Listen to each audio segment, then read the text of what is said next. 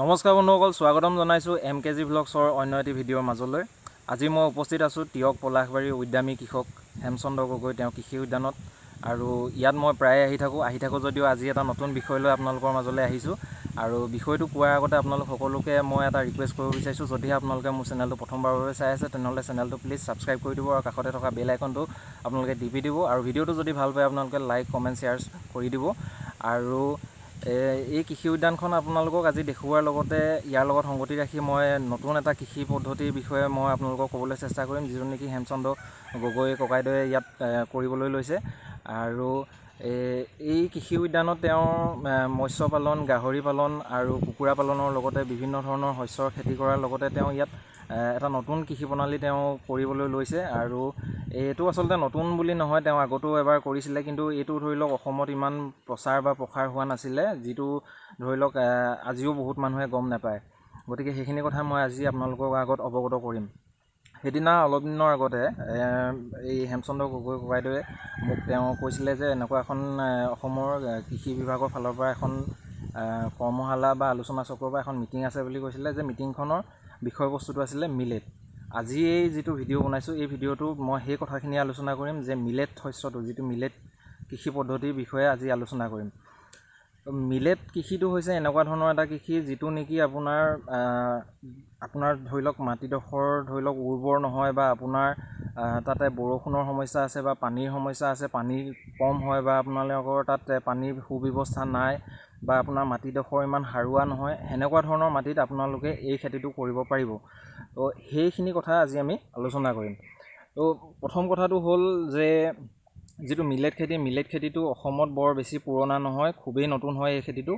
আৰু এই খেতিটোৰ বিষয়ে আপুনি ভালদৰে যদি অধ্যয়ন কৰে তেনেহ'লে আপোনালোকে গম পাব যে ভাৰতৰ অন্যান্য যিখিনি ৰাজ্য আছে, যিখিনিত ধৰি লওক বৰষুণৰ পৰিমাণটো খুবেই কম, যেনেকৈ ধৰি লওক আপোনাৰ মহাৰাষ্ট্ৰ হৈ গ'ল, ঝাৰখণ্ড হৈ গ'ল, ছত্তীশগড় হৈ গ'ল, উৰিষ্যা হৈ গ'ল, এনেকুৱা যিখিনি জেগা আছে যিখিনিত বৰষুণৰ মাত্ৰাটো খুবেই কম, সেনেকুৱা ৰাজ্যবিলাকত এই খেতিটো খুব অধিক পৰিমাণে তেওঁলোকে কৰিছে।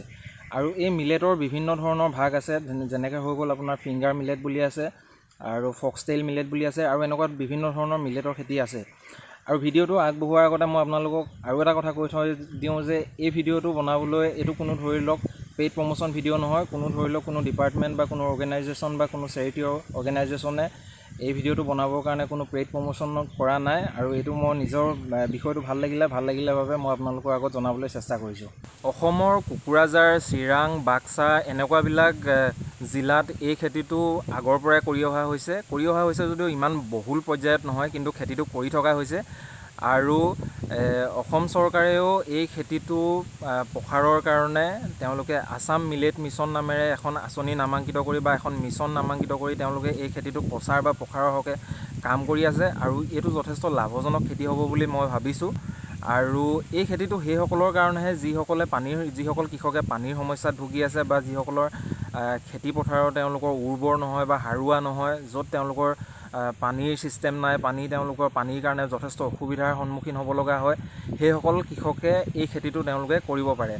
আৰু এই খেতিটোক লৈ, এই মিলেট খেতিটোক লৈ আপোনাৰ 2023 বৰ্ষটো আপোনাৰ ৰাষ্ট্ৰীয় মিলেট বৰ্ষ হিচাপে পালন কৰা হ'ব। আৰু তাৰ বাবে ৰাজ্য চৰকাৰ আৰু কেন্দ্ৰীয় চৰকাৰে দুয়োখনে যথেষ্ট পদক্ষেপ গ্ৰহণ কৰিছে, আৰু ইয়াৰ প্ৰসাৰৰ হকে কাম কৰি আছে। এই মিলেট বস্তুটো হৈছে এটা ধান খেতি, হৈছে এটা ধান। মই আপোনালোকক ফটোত দেখাই দিছোঁ, এই যিখিনি আপোনালোকে গুটি দেখি আছে, এইখিনি হৈছে আপোনাৰ মিলেটৰ গুটি।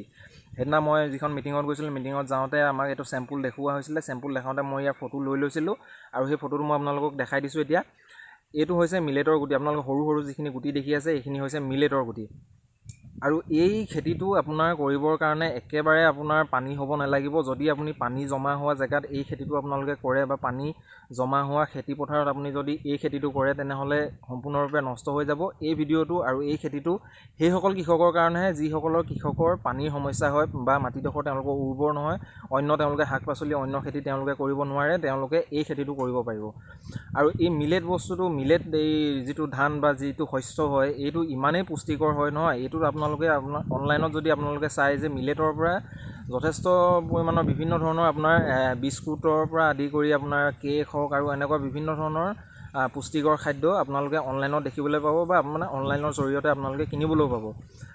আৰু এই মিলেটৰ খেতিটো কৰিবৰ কাৰণে কিছুমান এতিয়া আছাম মিলেট মিছনে কিছুমান পদক্ষেপ গ্ৰহণ কৰিছে আৰু সেই পদক্ষেপ অনুসৰি যিখিনি কৃষক আছে কৃষকসকল যিখিনি আগ্ৰহী কৃষক আছে এই খেতিটো কৰিবৰ কাৰণে তেওঁলোকক প্ৰত্যেককে 1 কেজিৰ পৰা 4 কেজিলৈ তেওঁলোকক বীজ প্ৰদান কৰা হৈছে। আৰু তাৰ কাৰণে আপোনালোকে আপোনাৰ জিলা আপোনালোকে কৃষি বিভাগত আপোনালোকে খবৰ কৰিব পাৰে। তেওঁলোকৰ লগত সোধা পোছা কৰিলে বা তেওঁলোকৰ লগত খবৰ কৰিলে আপোনালোকে গম পাব যে এই কৃষিটোৰ লগত যিখিনি জড়িত কথা আছে সেই কথাখিনি তেওঁলোকে আপোনালোকক বুজাই দিব আৰু আপোনালোকে এই খেতিটো আপোনালোকে কৰিব পাৰিব।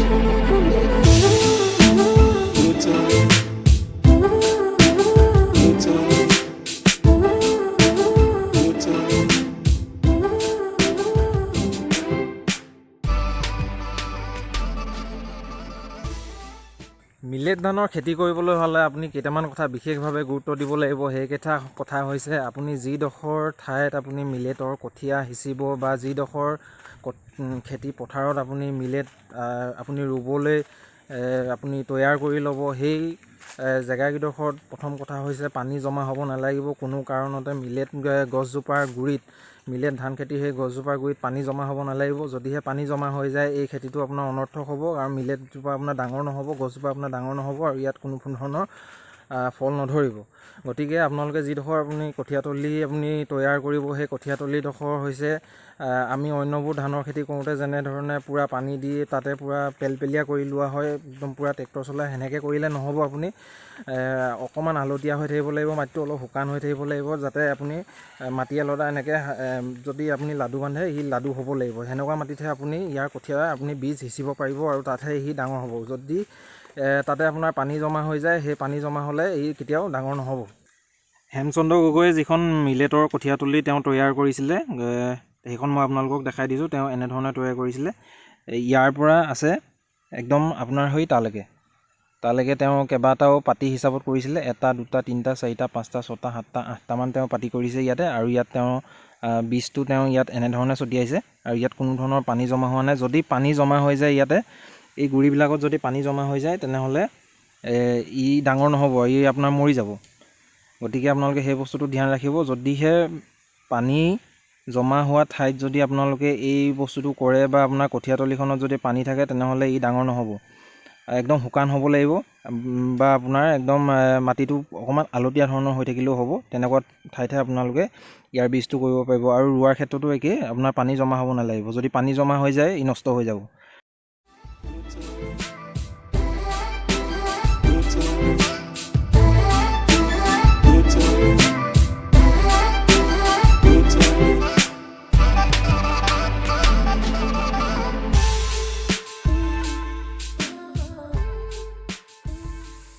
মিলেটৰ এই কঠীয়াখিনি যেতিয়া ডাঙৰ হ'ব, ই যেতিয়া ৰোৱাৰ উপযোগী হ'ব বা যেতিয়া এই ককাইদেৱে যেতিয়া ৰুবলৈ ল'ব, তাৰ যদি সম্ভৱ হয় মই তাৰো ভিডিঅ' এটা আপোনালোকক মই দেখাবলৈ চেষ্টা কৰিম।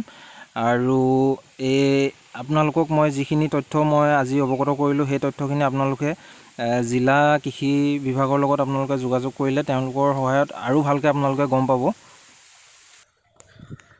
বন্ধুসকল, আজিলৈ ভিডিঅ'টো আছিলে ইমানেই। যদিহে আপোনালোকে ভিডিঅ'টো চাই ভাল পালে তেনেহ'লে মোক তলত কমেণ্ট বক্সত আপোনালোকে মোক কমেণ্ট কৰি জনাব। ধন্যবাদ।